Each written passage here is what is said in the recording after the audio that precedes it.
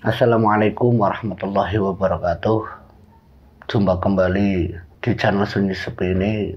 Sobat Sunyi Sepi, terima kasih untuk kalian yang sudah like, yang sudah komen, yang sudah menyempatkan memberikan kritik saran yang membuat kami ini menjadi lebih baik ke depannya. Semoga dari kritik kalian ini bisa memberikan cerita-cerita yang lebih menarik untuk kalian dengar.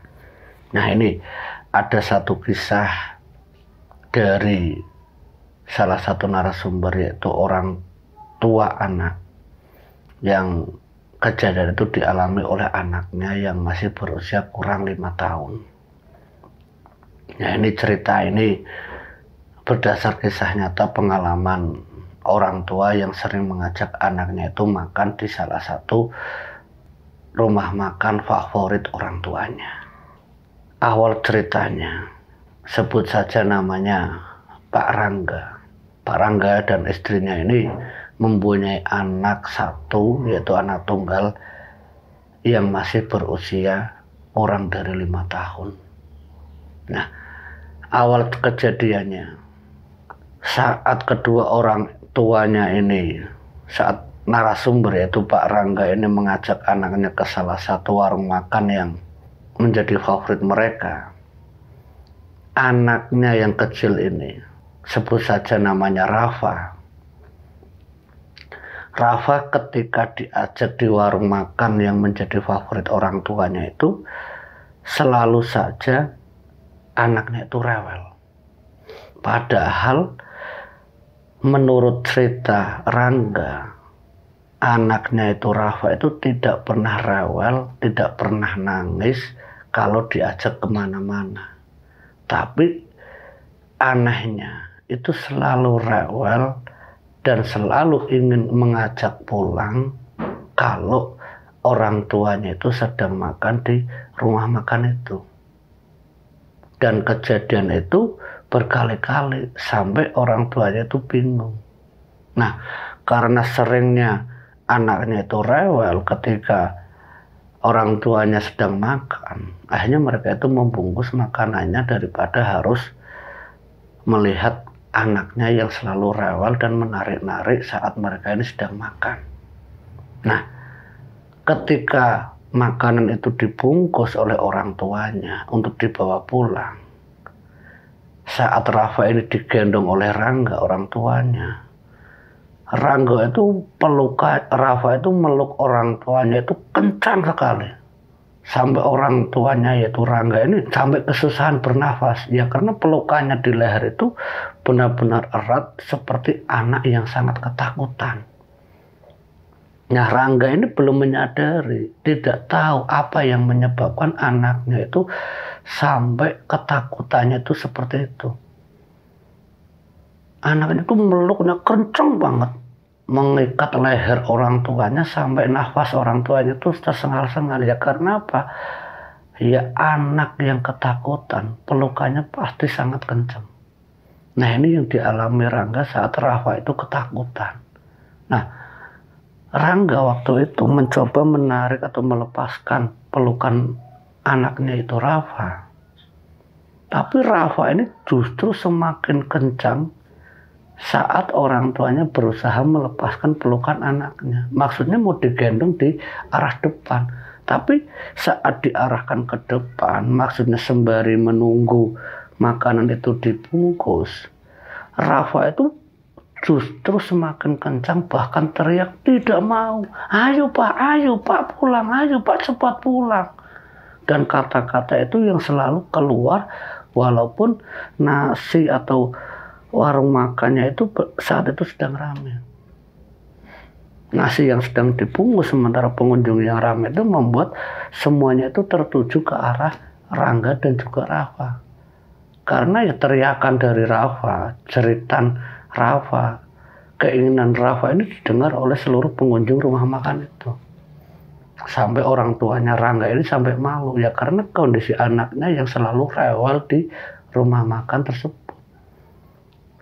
Nah, singkat ceritanya, Rafa ini diajak oleh orang tuanya Rangga dan juga istrinya itu ke salah satu rumah makan yang berbeda. Ya karena di setiap kali di rumah makan tersebut itu Rafa itu tidak pernah betah atau tidak mau duduk lama di area tersebut. Nah karena keadaan tersebut orang tuanya ini hanya pindah lokasi ke warung makan yang lain. Nah disitulah Rafa itu ternyata berbeda saat dirinya itu ada di rumah makan yang dulu. Dia tenang sembari duduk main HP yang dibantu orang tuanya sementara makan, dirinya itu sedang asik main HP. Anak yang masih berusia kurang 5 tahun itu masih asik senang-senangnya main HP, sementara orang tuanya sibuk makan sambil menjaga kondisi Rafa yang sedang main HP. Tapi tidak ada kejadian yang aneh, Rafa itu tidak nangis dan tidak rewel. Tapi yang dirasakan Rangga sama istrinya waktu itu, rasa yang dinikmati oleh Rangga sama istrinya itu rasanya itu berbeda jauh dengan warung makan sebelumnya. Karena rasanya kurang seret, ya mau tidak mau Rangga dan istrinya itu akhirnya balik lagi ke rumah makan yang dulu. Karena ya satu, rasanya itu memang benar-benar beda menurut Rangga. Nah, Rangga dan istrinya, ya namanya anak tunggal itu selalu dibawa kemana-mana. Apalagi kalau mereka berdua ini sedang mencari menu untuk makan. Nah ini kejadian itu seringnya dialami itu sehabis sholat Isya. Nah ini juga dialaminya lagi waktu itu oleh Rangga sama istrinya. Rafa itu digendong sama ibunya. Sementara Rafa itu turun dari motornya, itu menuju ke warung makan tempat dulu yang biasa menjadi langganan dari Rangga dan istrinya. Karena ke Rafa yang di atas motor bersama ibunya, Rafa itu benar-benar tidak mau kalau dirinya itu diajak ke rumah makan itu. Entah kenapa setiap kali lewat di depan warung tersebut, Rafa itu selalu menolehkan atau memalingkan wajahnya dari pandangan warung yang menjadi favorit orang tuanya.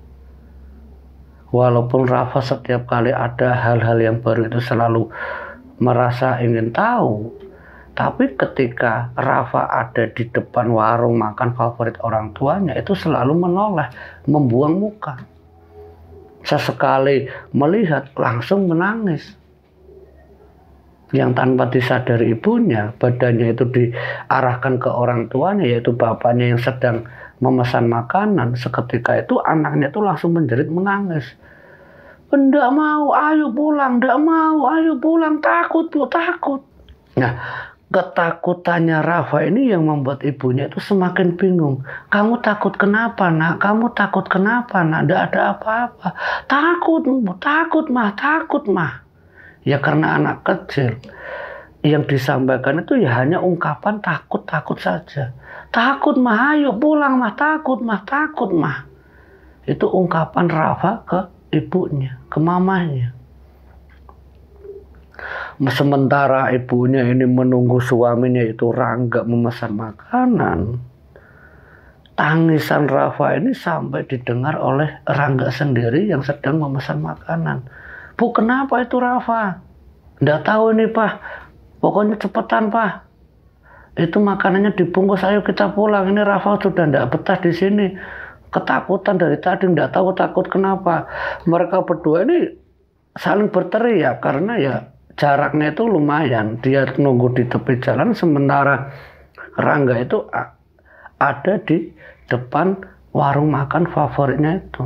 Setelah makan itu dibungkus, Rangga ini lari-lari kecil menuju ke istri dan anaknya. Saat itu juga mereka itu pergi ke rumah. Di dalam perjalanan menuju ke rumah, Rangga ini menanyakan ke anaknya, kamu kenapa nak? Kamu kenapa?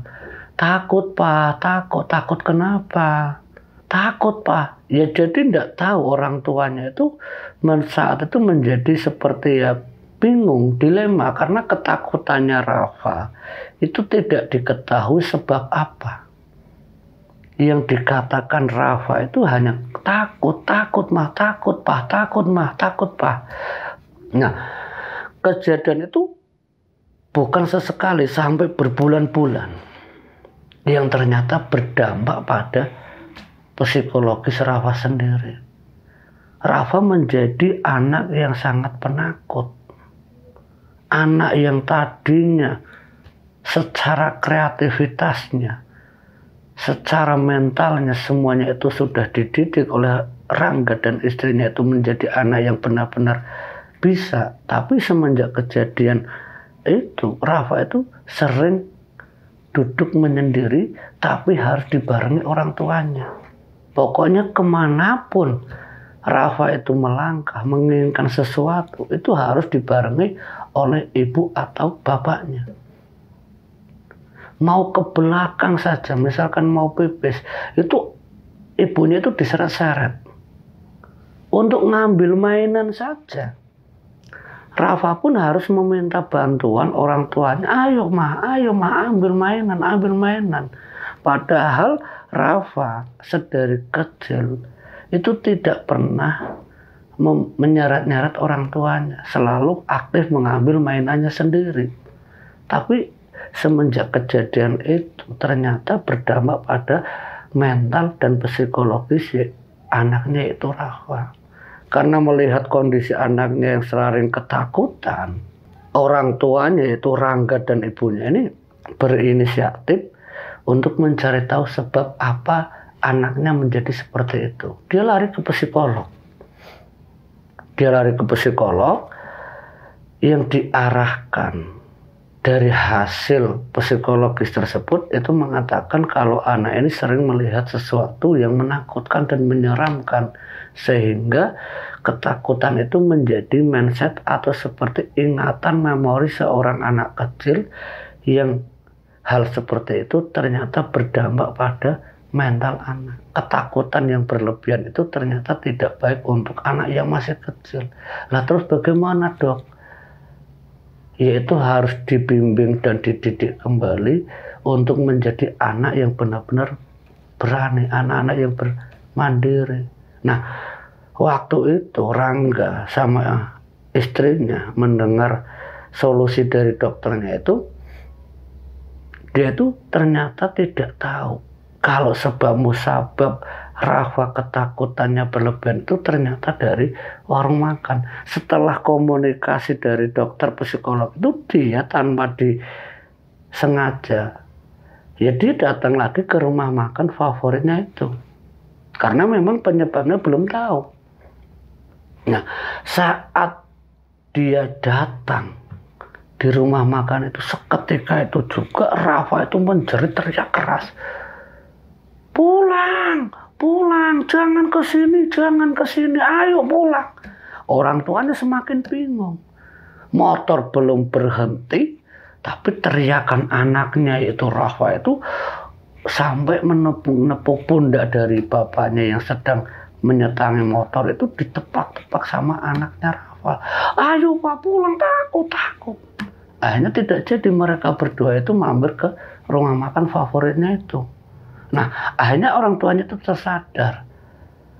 Oh ya Bu, Rafa itu ketakutannya itu kalau ada di rumah makan ini.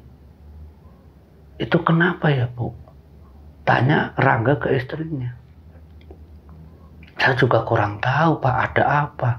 Tapi apa Ibu percaya? Percaya yang bagaimana Pak? Sambutan istrinya ke Rangga. Kalau anak kecil yang berusianya masih di bawah 5 tahun, katanya bisa melihat hal gaib. Tidak seperti kita yang sudah dewasa ini. Hal-hal tersebut menjadi seperti tidak terlihatan. Tapi kalau anak kecil, katanya dia itu bisa melihat hal-hal gaib yang benar-benar nyata dilihat oleh anak kecil ini. Ibu percaya enggak dengan hal yang seperti itu? Karena Rangga ini memang sebagai orang modern dan juga termasuk istrinya, termasuk orang-orang yang masa kini. Nah, mitos seperti itu, kepercayaan seperti itu membuat keduanya itu sebenarnya mamang, tidak begitu percaya. Tapi melihat kondisi anaknya yang seperti itu, antara percaya dan tidak, akhirnya mereka ini mencari tahu kebenarannya. Anaknya yaitu Rafa itu dibawa ke salah satu orang pintar, yaitu seorang kiai sekaligus seorang praktisi. Dia berkonsultasi dengan kiai tersebut. Pak Kiai, mohon maaf, kedatangan saya ini mau menanyakan sesuatu perihal tentang anak saya. Dijawab oleh kiai itu, memangnya anak kamu kenapa Pak? Memang adik ini kenapa? Sambil dielus oleh Pak Kiai, anaknya itu Rafa. Dielus-elus oleh Pak Kiai, sementara Rafa itu menatap Pak Kiainya itu. Tatapannya itu tajam. Rafa itu menatap seperti melongo, dan tatapannya itu tidak berkedip sedikit pun saat melihat Pak Kiai itu sedang mengusap-ngusap badan atau kepalanya. Nah, sementara orang tuanya Rangga itu masih menceritakan tentang anaknya. Gini Pak Kiai, saya itu berapa bulan kemarin, akhir-akhir bulan ini, sudah 3 bulan ini, itu saat saya ada di rumah makan yang memang menjadi favorit saya sama istri saya, anak saya itu selalu teriak-teriak ketakutan. Nah, ketakutannya itu Pak Yai, itu ternyata berdampak pada psikologis anak saya. Saya sudah konsultasi ke dokter. Katanya ya dibimbing lagi agar anak ini bisa lebih berani seperti semula. Karena pola pikirnya anak ini ketakutannya itu berlebihan. Nah, mohon maaf Pak Kiai, kata Rangga, apakah benar Pak Kiai kalau anak kecil seusia anak saya ini itu bisa melihat sesuatu yang tidak saya lihat, yaitu melihat alam gaib? Maksudnya Pak Rangga apa, kata Pak Kiai? Ya maksud saya gini Pak Kiai, yang saya heran setiap kali Rafa saya bawa ke rumah makan tersebut itu selalu teriak dan ketakutan, dan saya pun pernah merasakan pelukannya itu hampir membuat nafas saya itu tersesak-sesak, susah bernafas, karena ya pelukannya itu seperti anak yang sangat ketakutan. Nah, mendengar cerita dari Rangga ini, Pak Kiai ini terus menjawab satu atau beberapa kata yang diucapkan oleh Pak Kiai ke Rangga. Itu benar kalau anak kecil bisa melihat hal gaib yang tidak bisa dilihat oleh orang dewasa. Nah, mendengar apa yang disampaikan Rangga, Pak Kiai ini paham. Oh, soal itu nak. Jadi ketakutan Rafa anak bapak ini ternyata disebabkan oleh hal-hal gaib. Itu benar. Kalau anak seusia anaknya bapak yang masih kecil ini, itu bukti nyata kuasa sang pencipta. Kalau dunia ini itu ada 2 alam, yaitu alam nyata dan alam gaib. Nah, itu dibuktikan lewat anak bapak, yaitu anak yang masih suci, anak yang masih kecil ini bisa melihat alam lain. Tapi mohon maaf, yang dilihatnya itu bukan yang baik-baik, tapi yang mungkin saja, kata Pak Kiai itu, mungkin saja yang dilihat anak bapak ini adalah sosok yang sangat menyeramkan, yang membuat anaknya bapak itu ketakutannya ya sampai berlebihan kayak cerita bapak. Lah terus bagaimana Pak Kiai solusinya? Tanya Rangga ke Pak Kiai. Ya kita berdoa saja sama yang kuasa, semoga kejadian ini ya untuk yang terakhir kalinya untuk Rafa, agar ketakutannya itu tidak lagi menjadi momok yang menakutkan untuk anak bapak. Kita berdoa, nanti Pak Kiai bantu, semoga apa yang menjadi haknya dia yaitu bisa melihat alam gaib, sementara kalau yang kuasa itu mengizinkan, semoga yang kuasa mengijabahi apa yang menjadi keinginan Bapak dan juga saya. Kita berdoa saja semoga anak Bapak ini tidak lagi melihat sosok-sosok yang gaib, agar kedepannya anak ini tidak lagi ketakutannya itu berlebihan. Nah, ada yang saya ingin tanyakan ke Pak Rangga. Kata Pak Kiai waktu itu menanyakan ke Pak Rangga, ya ada apa Pak Kiai? Mohon maaf, anak Bapak itu ketakutannya itu di mana? Ini Pak Kiai, ketakutannya itu saat saya sama istri saya itu sering mampir di rumah makan tempat saya itu memesan makan atau sedang makan di area situ. Nah itu yang membuat saya itu bingung, karena setiap kali duduk ataupun ingin memesan saja, anak saya itu Rafa ini Pak, itu selalu rewel, selalu takut. Tapi berbeda Pak Kiai, saat saya itu ada di warung makan yang lain, anak saya itu tidak pernah rewel, tidak pernah berontak-berontak seperti saat ada di rumah makan itu. Nah Pak Kiai ini hanya paham, oh gitu toh Pak Rangga. Jadi gini, maaf ya, mungkin Pak Kiai ini ungkap ke Rangga, mungkin anak Bapak ini melihat sosok yang menyeramkan di rumah makan tempat Bapak ini sedang makan. Nah itu yang membuat anak Bapak itu perilakunya aneh dan juga sangat ketakutan. Maksudnya apa Pak Kiai? Ya bisa saja kalau warung makan yang Bapak sering datangi itu menggunakan media penglaris jin. Nah, ciri-cirinya salah satunya, mohon maaf ini ya Pak Rangga, kata Pak Kiainya, Bapak itu ketagihan enggak dengan makanan yang disediakan di warung itu? Itu yang ingin saya tanyakan. Yang kedua, dari ketagihannya Bapak di rumah makan itu, Bapak bisa membedakan enggak dengan warung makan yang lain selain di tempat Bapak memesan makanan di situ? Nah ini dijawab oleh Rangga, iya Pak Kiai, soalnya kalau makanan di tempat saya memesan atau yang saya suka itu memang rasanya itu luar biasa. Tapi ya seperti Pak Kiai tadi bilang, kalau di rumah makan yang lain itu ya seperti rumah makan biasa-biasa saja. Rasanya itu tidak ada yang lebih. Ya begitulah rasa masakan. Tapi berbeda Pak Kiai. Kalau di rumah makan itu, saya itu pinginnya ke situ terus. Tapi ya karena keadaan anak saya, kalau ke situ tuh rewel, ya kadang saya harus berangkat sendiri. Karena tidak mungkin saya bawa anak saya untuk ikut memesan makanan di rumah makan itu. Termasuk ibunya juga ya hanya tunggu di rumah. Nah ini loh Pak Rangga, kata Pak Kiai, dipotong ungkapan atau pembicaraan Rangga ini ke yang sedang menceritakan kejadian di rumah makan itu.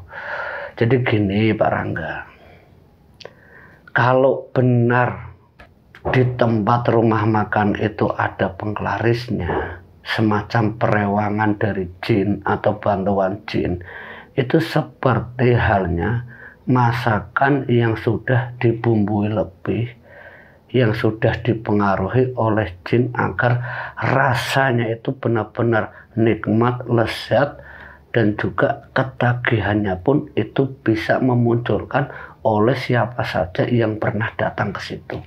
Itu yang membuat saya itu semakin yakin kalau anak Bapak itu melihat sosok yang ada di rumah makan itu adalah media penglaris yang digunakan warung makan itu. Nah terus gimana Pak Kiai solusinya? Kata Rangga menyampaikan ke Pak Kiai,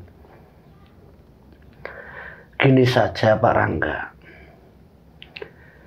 coba Bapak sebelum makan, Bapak yakinkan saja apa yang Bapak nanti makan di rumah makan itu, misalkan dimakan di rumah ataupun di sana, itu Bapak berdoa dulu, meminta ke Sang Pencipta agar apa yang Bapak makan itu yang masuk itu yang baik-baik, yang buruk itu ya jangan ikut masuk ke dalam tubuh kita. Kita berdoa sebelumnya sebaik-baik manusia sebelum menikmati apa yang menjadi nikmat Tuhan untuk hambanya, yaitu dengan bersyukur dengan cara berdoa. Nah, itu salah satu cara. Coba nanti Bapak lakukan hal seperti itu. Yakinilah, kalau masakan itu tidak menggunakan penglaris, rasanya itu pasti sama. Tapi kalau rasa itu berubah setelah Bapak berdoa seyakin-yakinnya Bapak agar apa yang baik itu semoga masuk ke dalam tubuh, yang buruk itu tidak masuk.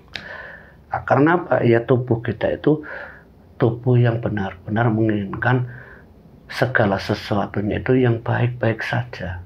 Karena kalau yang buruk itu sudah masuk ke dalam tubuh kita, itu bisa memberikan efek atau dampak buruk untuk kelakuan kita sendiri. Jadi sebaik-baik hamba, sebaik-baik manusia terhadap Sang Penciptanya, yaitu bersyukur dengan berdoa.